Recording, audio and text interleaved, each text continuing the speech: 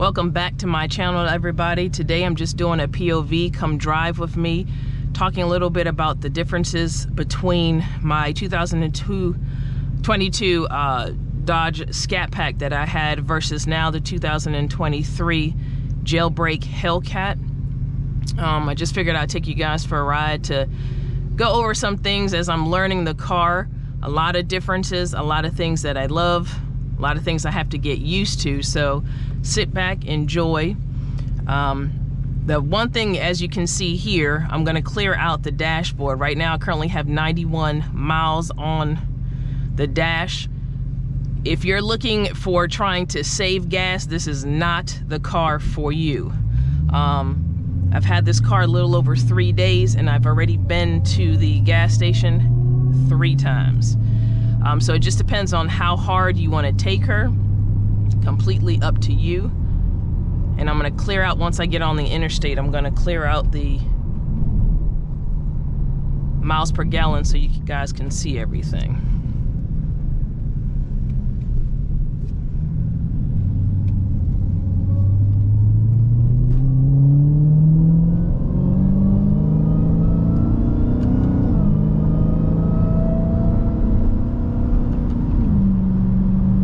Quickly already she gets up. Love that noise that she makes, that lovely little whine.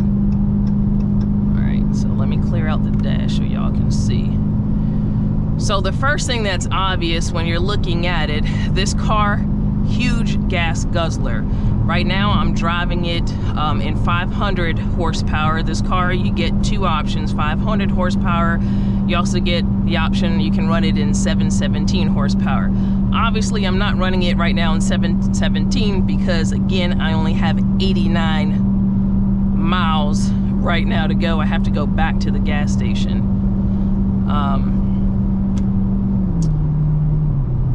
What you'll notice now on the highway right now is looking at 18.5. Usually, within these last couple of days, I'm noticing that I'm getting anywhere between 22, 23 miles per gallon on the interstate. If you're in traffic, which can be horrible, I've seen anything around maybe 11.9 to 13 miles per gallon. But I take a daily commute where I'm on the interstate every day, so that is not too bad for me. You do need to pay attention to your gas because that will be a significant change. Again, there are times where I have already pushed her at the 717 horsepower. So just be mindful of that. You are gonna kill your gas tank. The other thing that I really like outside of the noise, because everybody, you know, that looks at your car definitely hears that whine sign, is the tires. So going back on my 2022 Scatpack, I had 305s. I had the Pirelli's all season tires initially, and then I ended up putting 315s. I had the Nitto 555 G2s on, and had them on for a couple of days because obviously I got rid of Lethal. But the ride was horrible. I don't know why Dodge put the concept of having 305s all around. It was very torquey. You were all over the place. I mean, you hit a bump and then you're just going all over the place. So the idea was to stagger the tires, which for the a couple days I had the 315s in the back. It did fantastic. It helped the ride dramatically. What I do caution people is you always got to watch your tire pressures. This right here comes with the, I think the Pirelli's, it's the, what were they, Jaden? P0 Nero. The P0 Neros. I can honestly say, and it's 275s all around, this ride is beautiful. It's very smooth compared to my last vehicle. I am gonna eventually get 305s in the back. Probably gonna go back to the Nitto tires because they were fantastic. I'm looking at best worlds here because I do want to ultimately get this baby back on the drag strip. Right now I will not be doing any drag racing until I get my upgraded tires because this is a huge investment and I am not trying to go south on the strip. But as far as the ride, but here it's ideal, you know, weather conditions right now. We'll have to see in the rain and, you know, inclement weather to come. But right now, these tires are fantastic. A lot of people on YouTube, and I will caution people, if you're trying to get a Hellcat, let me be up front right now. Don't listen to these YouTubers out there, because before I was sitting here trying to upgrade to this Hellcat, people were already saying, you know, you're gonna lose control with this car, these stock tires up here. That's a bunch of bull. But again, you have to look at your audience. You have to look at who you're looking at. A lot of these people, you know, are coming from regular cars with low horsepower to getting into a Hellcat, and they don't respect the horsepower. They're not respecting the torque. If you're coming from a Scatpack already, you know, anywhere from 485, 500 horsepower, I think you're going to be okay to handle this type of car. Obviously, with anything, with cars, with dogs, the type of dogs you have to be respectful, because you have a lot of power in your hand. As long as you realize that, you should be good to go. So a little bit about getting into the engine and the specs. So obviously the 2022 my Scatpack, out of factory 485 horsepower. It had 475 pound-foot of torque. Coming in this car, you have two options again, because you have the red key. You have 500 horsepower, and then you have 717 horsepower, and the torque has dramatically increased. You have 656 pound-foot of torque. I will say the horsepower, I really can't tell a difference, because I have learned how to handle my Scatpack in the past, so this one is okay. It's the torque that can scare the out of you. You just have to be careful, of course, with your turns. Just be mindful of the torquiness with the car. And again, I have not upgraded my tires, so that's something to consider. Again, with the gas, my other car, gas mileage was a little bit better. Here, if you're doing city, bumper to bumper, you're gonna get 13 on average, 13 miles per gallon. On the interstate, as you can see, right now we're about 22.9. So I think that's pretty good. It's pretty average for what I was doing.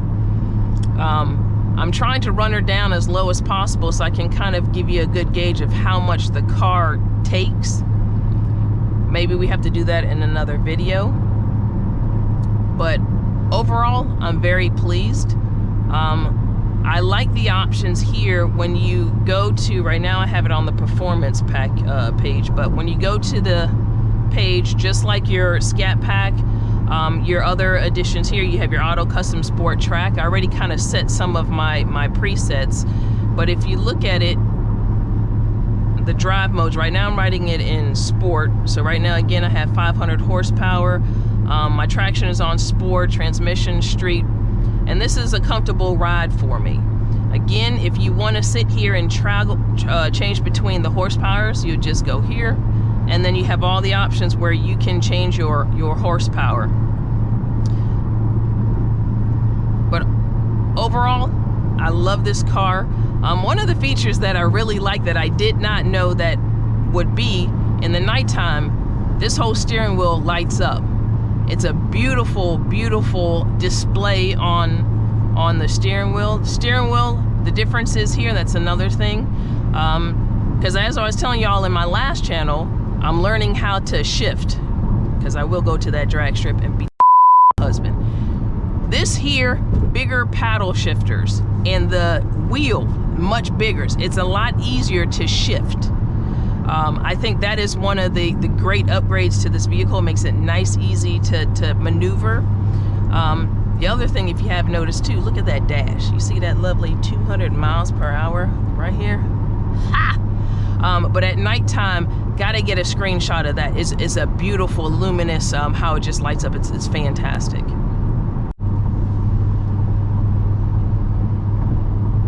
So another thing that I thought would be kind of hard for me was going from the wide body Charger to going into a Challenger, and B, losing that wide body.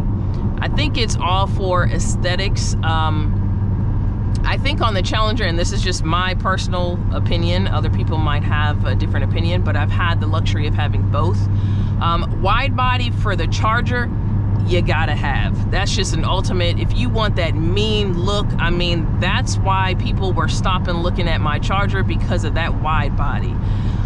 Challenger, I really don't think that you need to have a wide body for the Challenger. To me, it doesn't look all that great to me. The other thing, anybody who knows me knows I am a strong proponent of black cars. However, this car here, plum purple, pops. The sun hits it, it is photogenic. I already washed my car, and I tell you one thing, much easier to wash this bad boy versus black. I probably am very anal about scratches, dings, and everything. That's why even at work, I'm parking all the way, far away from people, because people can. But as far as the maintenance so far, reduces your time significantly when you're washing your car. By the way, too, I swear by chemical, guys. Let me know in the comments below what you wash your car with, what detailing products you use, because I'm curious to kind of see what you guys are using. But I have had great experiences with chemical guys. Chemical guys, if you're hearing me, sponsor me. But check out the products on my Amazon affiliate account. Everything that I use, of course, I'm gonna have to upgrade because I was using specific products for my black to get that nice ceramic coating for my black Charger in the past. But just let me know your thoughts on that. But anyway, getting back to the car. Color-wise, I think the purple is beautiful. The interior, and y'all will see on my other videos, I have the peanut butter upgraded interior. It is beautiful. If anybody knows me, you know, it's like the old school, you know, granddads that sit in that leather recliner, you know, that plush kind of recliner. It just hugs you. The upgraded seats here, literally on the sides, they kind of just, bucket seat, just kind of snag your body in. It's another feature that I love versus the Charger that I had in the past. I will say too, the Challengers versus the Chargers, you have more space up here. I mean, I'm pretty tall for the average female. I'm 5'10", you know. I mean, I have an athletic build, both German and African American, so you can tell the build. Very spacious here. You have arm space, even in the back. I have two kids. Everybody knows. One of my kids is about 6'2", about 290 pounds. So very comfortable in the back. It's almost like a bucket seat kind of seating. Again, very spacious. So that's one of the things too that I think is great.